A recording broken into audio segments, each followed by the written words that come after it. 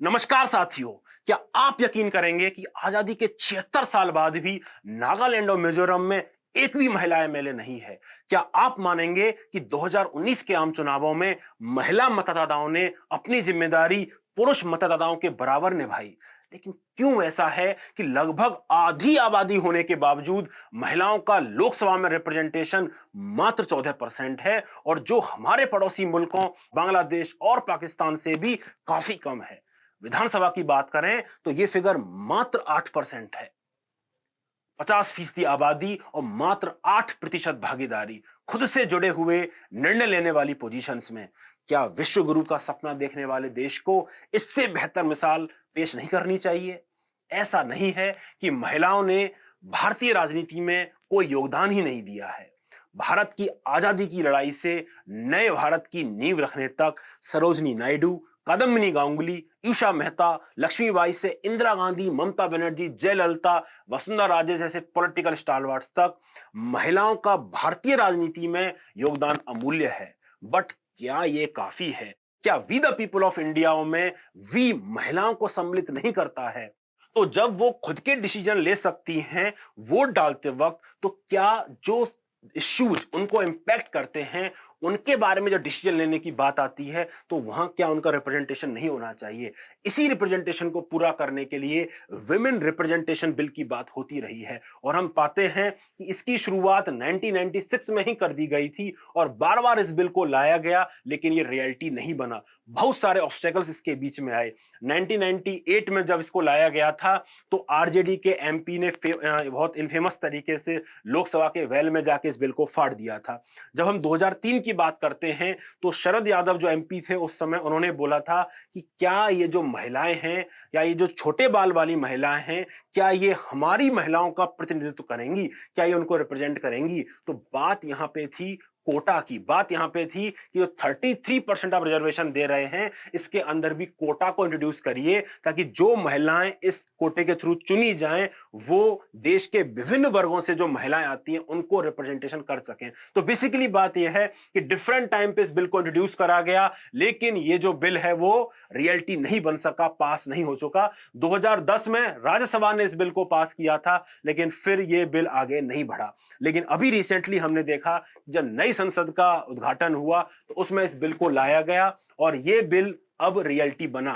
लेकिन अगर हम बात करें कि इस बिल का रिक्वायरमेंट क्यों है, तो क्या केवल न्यूमेरिक रिप्रेजेंटेशन की रिक्वायरमेंट है? क्या केवल यही बात है कि भाई 50% आबादी है तो 14% तो नहीं होना चाहिए? क्या केवल यही बात है? नहीं दोस्तों, बात ये नहीं है। बात न्याय की है, बात उस रिप्रेजेंटेशन की है, उस फेयरनेस की है जिसके तहत हम वोटिंग करते हैं। जब वोट देते समय उस वोट का वैल्यू, आप इमेजिन करिए कि आप इलेक्शन में पार्टिसिपेट कर रहे हैं और लेट्स से महिलाएं पार्टिसिपेट ही नहीं कर रही हैं इलेक्शन में, तो क्या हम उस इलेक्शन को वैलिड कहेंगे? क्या हम खुद को लोकतांत्रिक देश करेंगे, डेमोक्रेटिक नेशन कहेंगे? हम नहीं कहेंगे ना। जब वोट देते वक्त हम महिलाओं की भागीदारी निश्चित मानते हैं और ये मानते हैं कि उसके बिना इसको डेमोक्रेटिक कहना संभव नहीं है, तो डिसीजन मेकिंग में महिलाओं की भागीदारी क्यों नहीं होनी चाहिए? ठीक है, तो पहला जवाब तो यही है कि जस्टिस का ये डिमांड है, फेयरनेस का ये डिमांड है कि महिलाओं को भी डिसीजन मेकिंग पोजीशंस में आ जाना चाहिए, ताकि वो खुद से जुड़े हुए मुद्दों को और बेहतर समझ सकें और हमारा जो देश है वो रिप्रेजेंटेटिव डेमोक्रेसी से पार्टिसिपेटिव डेमोक्रेसी की ओर जा सके। लेकिन इसके अलावा भी कई सारे रीजंस हैं। जब हमने 73rd और 74th अमेंडमेंट करके महिलाओं को एक निश्चित रिप्रेजेंटेशन दिया लोकल बॉडीज में, उसके बाद काफी महिलाओं ने बहुत अच्छा काम किया। तो वो जो केस स्टडीज हैं वो बताती हैं कि ये रिप्रेजेंटेशन देश के सोशो इकोनॉमिक डेवलपमेंट के लिए भी कितना इंपॉर्टेंट है। अगर आप पाते हैं तो साफ साफ लिखा है कि women in the village feel better to discuss their problems with a women sarpanch than with a men। तो जो महिलाओं से जुड़े हुए इशू हैं, अगर उनमें एक महिला डिसीजन मेकिंग अथॉरिटी में आती है तो वो उन मुद्दों को और बेहतर समझेगी। फिर वो चाहे मुद्दे उन महिलाओं से जुड़े हुए हों, हेल्थ के हों, एजुकेशन के हों, मैटरनिटी के हों, न्यूबॉर्न इश्यूज के हों, लिटरेसी की बात हो, इंस्टीट्यूशनल बर्थ की बात हो, इन सारे चीजों में डिफरेंट स्टडीज ने ये पाया है कि महिलाओं का रिप्रेजेंटेशन गवर्नेंस में काफी कुछ वैल्यू ऐड करता है। ठीक है, हम राजस्थान में भी हमने देखा कि काफी सारे सरपंचों ने बहुत अच्छा काम किया। तो ये बहुत सारी केस स्टडी आपको देश टर्म में देखने को मिल जाएंगी कि जैसे जैसे विमेन लीडरशिप पोजीशन में आती हैं, उनकी इमोशनल इंटेलिजेंस, उनकी लीडरशिप स्किल, उनका लोगों को जोड़ने का तरीका, उनका जो उनसे जो कंफर्ट लेवल आता है महिला वोटर्स में कि वो अपना प्रॉब्लम डिस्कस करती हैं, और जो महिला स्पेसिफिक इश्यूज हैं, जो 50% आबादी के इश्यूज हैं, be it health care, education, maternity benefit, nutrition, ठीक है, आप किसी की भी बात कर लीजिए, उन मुद्दों पे काम ज्यादा तगड़ी तेजी गति से होता है। तो ये बात महिलाओं के रिप्रेजेंटेशन की है। तो beyond ethical imperative, beyond justice के imperative, it is needed to ensure faster socio economic growth, faster inclusive growth. UN की एक रिपोर्ट भी ये कहती है कि women legislator contribute 1.8% more to their economic performance of their constituency than their male counterparts. Pradhanmantri Gram सड़क योजना का इवैल्यूएशन भी ये बताता है कि जहां जहां महिला जहां जहां पे एमपीज और एमएलए रही हैं, वहां वहां पे इनकम्प्लीट रोड्स का जो प्रपोर्शन है वो काफी कम है compare to male counterparts. तो दोस्तों, ना केवल एथिक्स का डिमांड है, जस्टिस का डिमांड है, फेयरनेस का डिमांड है, बट इंक्लूसिव ग्रोथ के लिए, सोशो इकोनॉमिक डेवलपमेंट के लिए भी जरूरी है कि महिलाएं इन डिसीजन मेकिंग पोजीशंस पे आ जाएं। और कहीं ना कहीं ये सामाजिक बदलाव के लिए भी जरूरी है, उस स्टीरियोटाइप को तोड़ने के लिए जरूरी है, क्राइम्स अगेंस्ट वुमेन को कम करने के लिए जरूरी है, पॉलिटिकल अगर रिफॉर्म्स की मैं बात करूं, क्रिमिनलाइजेशन ऑफ पॉलिटिक्स को रोकने के लिए जरूरी है। इन सारे मुद्दों को साधा जा सकता है केवल एक बात से कि महिलाओं को उनका ड्यू दे दिया जाए, उनका ड्यू शेयर दे दिया जाए। तो आइए देखते हैं इस अमेंडमेंट बिल के क्या प्रोविजंस हैं। तो सबसे इंपॉर्टेंट बात है, this bill provide for the 1/3 reservation in legislative assemblies and Lok Sabha. और ये केवल राज्यों और केंद्र की बात नहीं हो रही है, सेंटर की बात नहीं हो रही है, this also provides for the Delhi also. Another important part is कि ये हॉरिजॉन्टल रिजर्वेशन भी प्रोवाइड करता है। हॉरिजॉन्टल रिजर्वेशन का मतलब ये होता है कि एससी एसटी के केसेस में जो रिजर्वेशन है उसमें भी 1/3 जो रिप्रेजेंटेशन है वुमेन का होगा। मतलब 1/3 एससी का जो रिप्रेजेंटेशन है वो वुमेन के लिए होगा, 1/3 एसटी का जो रिप्रेजेंटेशन है वो वुमेन के लिए होगा। ठीक है, तो हॉरिजॉन्टल रिजर्वेशन भी ये बिल प्रोवाइड करता है। अब ये जो रिजर्वेशन है वो कब कमेंस होगा? This will commence after the census. क्योंकि आपने देखा होगा कि एक डिलिमिटेशन की एक्सरसाइज करी जाती है। डिलिमिटेशन एक्सरसाइज क्या होती है? डिलिमिटेशन एक्सरसाइज ये होती है कि जब कभी भी पॉपुलेशन की वजह से चेंजेस आते हैं तो उसके बाद टेरिटोरियल कॉन्स्टिट्यूएंसीज का रीअरेंजमेंट होता है। Suppose there is a constituency A, there is a constituency B. अभी दोनों में एक एक लेट्स से मेंबर ऑफ पार्लियामेंट उसको रिप्रेजेंट कर रहे हैं। लेकिन सपोज ऐसा होता है कि अगले जो सेंसस होता है उसमें ए की जो पॉपुलेशन है वो डबल हो जाती है और बी की पॉपुलेशन लेट्स से हाफ हो जाती है। सपोज ऐसा होता है, तो क्या ये जायज नहीं है कि अब बी को शायद पूरे बी की टेरिटरी को एक एमपी रिप्रेजेंट ना करे? सिमिलरली क्योंकि इस टेरिटरी को बढ़ाया जाए, सिमिलरली ए की जो टेरिटरी है उसको शायद छोटा किया जाए, क्योंकि तभी तो जो रिप्रेजेंटेशन है वो जायज रहेगा कि भैया इतनी पॉपुलेशन पे इतने एमपी का जो है रिप्रेजेंटेशन है। तो इसी एक्सरसाइज को डिलिमिटेशन एक्सरसाइज की बोलते हैं और ये सेंसस के बाद करा जाता है। लेकिन इसमें एक कैच है। इसमें कैच ये है, तो ये तो जो ज्यादा पॉपुलेशन वाले स्टेट होंगे, जो ज्यादा जहां के पॉपुलेशन ग्रो हो रही होगी, उनको रिवार्ड करेगा in terms of more number of constituency. इसीलिए इस पे लगाम लगा दी गई थी 42nd अमेंडमेंट द्वारा कि भैया हम 2000 तक इस अमेंडमेंट इसमें डिलिमिटेशन एक्सरसाइज को दोबारा कैरी आउट ही नहीं करेंगे, जिसको बाद में बढ़ा के अनदर 25 साल के लिए कर दिया गया। बेसिकली 2026 तक इफ डिलिमिटेशन की एक्सरसाइज पर रोक लगा दी गई कि 2026 तक हम दोबारा से टेरिटोरियल जो एडजस्टमेंट है उसको नहीं करेंगे in terms of more number of constituency etcetera. और ये क्यों करा गया? ताकि पॉपुलेशन कंट्रोल के जो एफर्ट्स हैं वो रिवार्ड हो सकें। लेकिन अभी जो 2021 में जो सेंसस होनी थी वो अभी हो नहीं पाई because of COVID and all, और वो अब धीरे धीरे डिले ही होती जा रही है। तो अब कयास ये उठ रहे हैं कि जो 21 की जो सेंसस का परिणाम है ये 26 के बाद ही आएगा, और 26 का जो कट ऑफ डेट अमेंडमेंट ने दिया था, इसकी वजह से जो 21 का जो सेंसस है वो 26 में जब इसका रिजल्ट आएगा, उस सेंसस के बेसिस पे दोबारा से डिलिमिटेशन एक्सरसाइज होगी और उसके बाद ये जो विमेन रिजर्वेशन बिल है ये इनेक्ट होगा। बेसिकली इसके बाद कॉन्स्टिट्यूएंसी मार्क करी जाएंगी कि भैया ये कॉन्स्टिट्यूएंसी विमेन के लिए रिजर्व्ड है इस साल के लिए, इस टर्म के लिए। अनदर इंपॉर्टेंट पार्ट इज कि this bill also has sunset clause. Sunset clause का मतलब ये होता है कि जो पीरियड ऑफ रिजर्वेशन है ये इनडेफिनिट नहीं है, हमेशा के लिए नहीं है, ये केवल 15 साल के लिए after commencement, although it can be extended year after year, ठीक है। और अनदर इंपॉर्टेंट पार्ट इज कि there will be rotation of the seats, जो जो सीट्स रिजर्व होंगी उनका रोटेशन होता रहेगा on the term by term basis, कि भैया इस साल के इलेक्शन के लिए ये वाली 1/3 सीट रिजर्व है, अगले साल के लिए ये वाली 1/3 है, और उसके बाद ये वाली जो रिमेनिंग 1/3 है वो वाली सीट्स रिजर्व रहेंगी महिलाओं के लिए, ठीक है। So these are the main provisions of this bill. अब देखते हैं कि क्या क्रिटिकल इश्यूज हैं इस बिल के जो काफी इंपॉर्टेंट हैं आपके मेंस एग्जामिनेशन के लिए। तो सबसे इंपॉर्टेंट बात है कि इस बिल पे जो सहमति है, काफी डाइवर्जेंट व्यूज हैं, काफी डाइवर्जेंट व्यूज हैं। कुछ लोग ये मानते हैं इस बिल को लेके कि भाई ठीक है, आप जेंडर जस्टिस कर रहे हैं, आप रिप्रेजेंटेशन दे रहे हैं, लेकिन कहीं ना कहीं ये मेरिट बेस्ड जो इलेक्शन प्रोसेस है उसको उसको उसको ये पीछे ढकेल देता है, क्योंकि इस केस में जो रिप्रेजेंटेशन है अब वो जेंडर बेसिस पे हो रहा है, ना कि मोस्ट काबिल कैंडिडेट। तो जेंडर बेसिस पे जब हम रिजर्वेशन की तरफ जाते हैं तो कहीं ना कहीं मेरिट बेस्ड जो इलेक्टोरल सिस्टम है वो पीछे हो जाता है, और एक कहीं ना कहीं महिलाओं के लिए भी सही बात नहीं है, क्योंकि उनका एबिलिटी के बेसिस पे वो रिप्रेजेंट नहीं हो रही हैं, they are being now represented on the basis of gender. तो ये एक सेक्शन ऑफ सोसाइटी का व्यू है।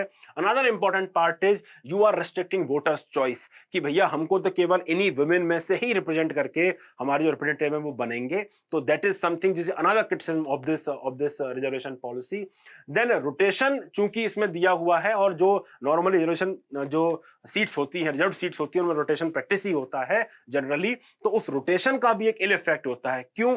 लेट्स से अभी इस साल कोई मेल एमपी उस सीट्स को ऑक्यूपाई कर रहे हैं, उनको पता है कि अगले साल फीमेल एमपी ही यहां से कंटेस्ट करेंगे, तो हो सकता है कि वो उतना इंटरेस्ट ना लें, क्योंकि वो दोबारा इलेक्शन कंटेस्ट ही नहीं कर पाएंगे। सो दैट इज समथिंग जो रोटेशन होने का जो साइड इफेक्ट है। सेकेंड एआरसी भी ये बात कहती है कि रोटेशन होने की वजह से, क्योंकि एक ही टर्म आता है, 5 साल का ही टर्म इनको मिलता है, जो लोकल बॉडीज का एक्सपीरियंस कहता है वो ये कहता है कि एक टर्म से कैपेसिटी बिल्डिंग महिलाओं की उतनी नहीं होती इन पॉलिटिकल स्फेयर, क्योंकि इतना समय तो उनको समझने में ही चला जाता है कि चीजें क्या होती हैं, कैसे काम करती हैं। तो रोटेशन की वजह से जब उस एक्सपीरियंस का एक्चुअल में यूज करने की बात आती है तब वो यूज नहीं हो पाता है। तो the rotation has its own side effect.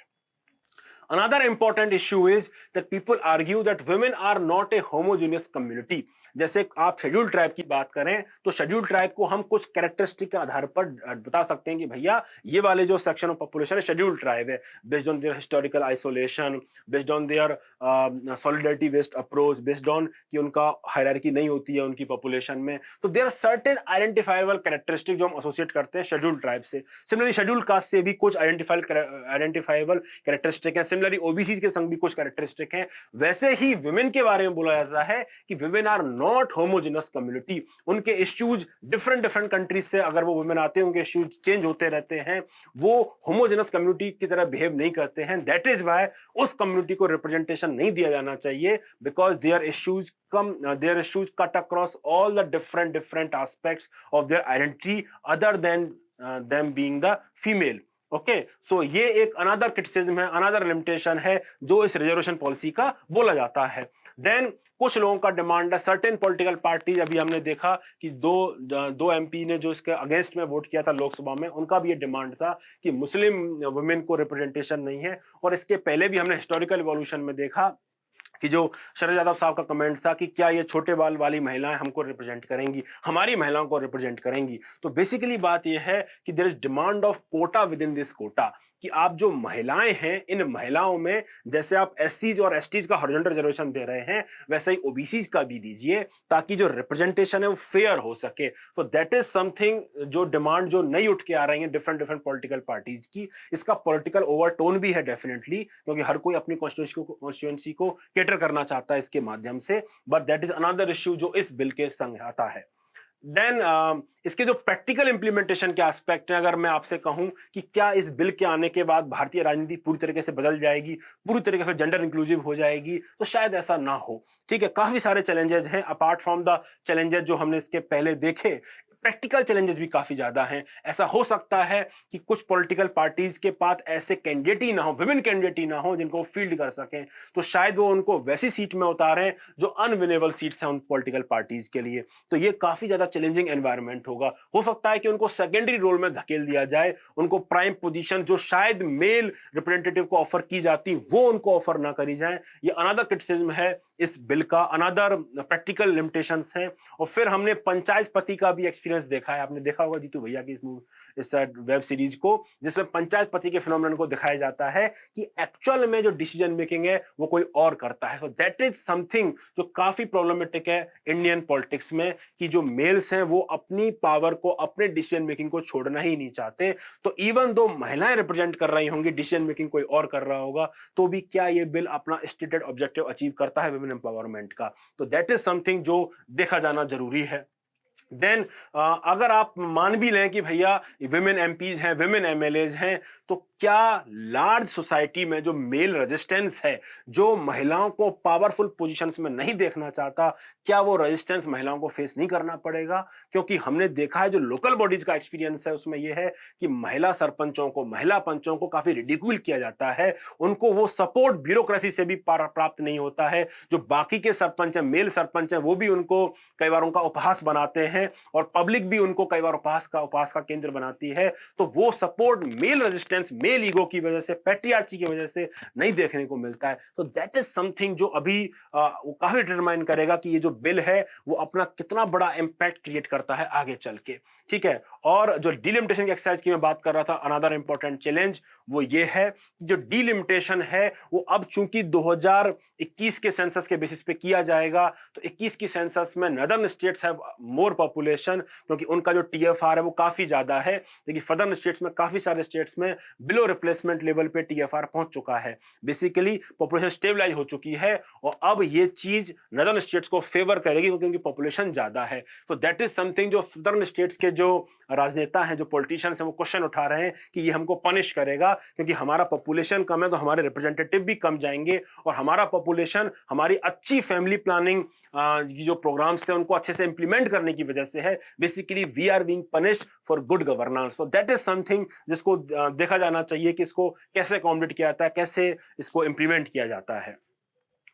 अगर मैं इसके आगे की बात करूं तो विमेन जो रिप्रेजेंटेशन बिल है, जो अभी एक्ट हो जाएगा थोड़े दिनों में, तो ये केवल न्यूमेरिक रिप्रेजेंटेशन की बात नहीं करता। अगर हमको लार्ज स्केल ऑब्जेक्टिव अचीव करना है जस्टिस का, जेंडर जस्टिस का, फेयरनेस का, तो हमको बाकी जो सिस्टमिक रिफॉर्म्स हैं उनके ऊपर भी चर्चा करनी पड़ेगी। वो systemic reforms inner party democracy के हो सकते हैं, या लोकल लीडरशिप बिल्डिंग के हो सकते हैं, मेंटरशिप सपोर्ट के हो सकते हैं, उस कैपेसिटी बिल्डिंग के थ्रू किए जा सकते हैं, उन प्रोग्राम्स के थ्रू कराए जा सकते हैं, जिससे विमेन लीडर केवल न्यूमेरिक रिप्रेजेंटेशन ना करें, केवल नंबर्स में रिप्रेजेंटेशन नहीं आए, एक्चुअल में डिसीजन मेकिंग में पार्टिसिपेट करें और लॉन्ग टर्म इंपैक्ट क्रिएट करें, जिसके लिए इस बिल को लाया गया है। तो इसके लिए ये सब initiative we can take to take this measure forward.